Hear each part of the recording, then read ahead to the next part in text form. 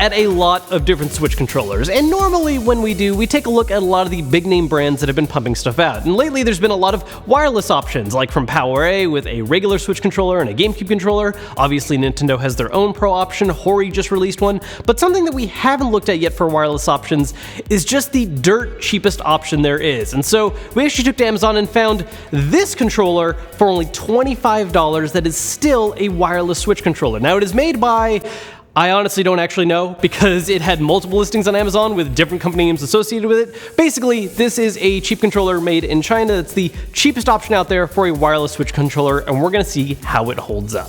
There's a lot of interesting things going on with this controller, and one of the biggest ones that you can just immediately see is how much it has in common with an Xbox One controller. And I don't just mean in the sense of where the buttons and sticks and everything are placed are, just visually, this is very clearly based on the original Xbox One controller. So much so that I have a heavy suspicion that this controller was either made using overstocked leftover parts from another third-party company, or that this same company once made Xbox One shells and just decided to repurpose them for a Switch controller. And with this in mind, there's actually a lot of good that comes from the fact that it is very similar to an Xbox One controller. I think the layout is very comfortable, the grip design, at least in concept, is pretty good. The grip shape on the back does have this little kind of extra rigidness to it that makes it not quite as comfortable as it could be. I wish it was a little more curved and smoothed out on the back, but it's not bad. And this same level of criticism really applies to a lot of what's happening on the front of the controller. The sticks have a nice smoothness to them. They're not too loose, not too stiff. There is a little bit of friction from the rings, but not that much really.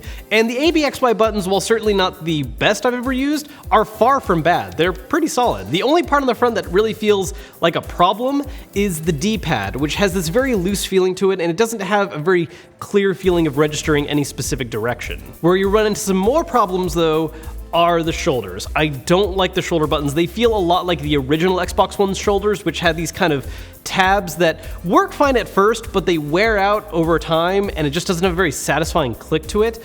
And the triggers have a very weak spring. It doesn't feel like it gives that much resistance, and it's not a very satisfying trigger pull. Honestly, you could almost feel how cheap the springs feel whenever you're using them. It's just not great. But there are some other aspects of this that balance it out a little bit. For instance, I actually really like how they repurposed some of the additional buttons that a Switch controller needs. The home button has been moved to where an Xbox's home button would be, which makes sense, while the screen capture button has been relocated to the top where a syncing button would be, which works out pretty nicely actually. I like having that out of the way because I can't tell you how many times I've accidentally taken screenshots while playing games. There's also a reset button right here. This is not what you use in order to sync to a Switch for the first time. It's actually how you reset the connection when you want to sync to something new.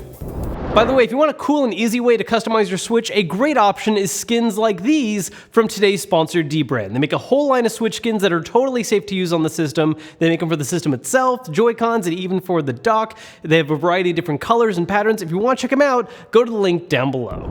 Now, another critique that I have really often for third-party controllers is their weight. I oftentimes find them to be way too light for my comfort, and that's not as big of an issue with this controller. Since it's wireless, there's of course everything in there for wireless technology, but it also does have rumble motors as well, which adds just a little bit of extra heft to it. So it's still too light for my comfort, but it's actually better than a lot of other options out there. However, these same rumble motors that give it that little bit of extra weight are also a problem for the controller. See, there's a lot of features that oftentimes get cut from third-party Switch controllers. Motion controls, which this does not have, NFC reader for Amiibos, which this does not have, and oftentimes no rumble feature, which this does have, which I was really excited about in concept at first, but they're just not very good. In fact, I'm not even sure if they're properly braced inside of the controller. I'm not sure if this is a problem with the entire line or if we just got one that's a little weird, but the moment I picked it up, I knew there was gonna be a problem because I heard this.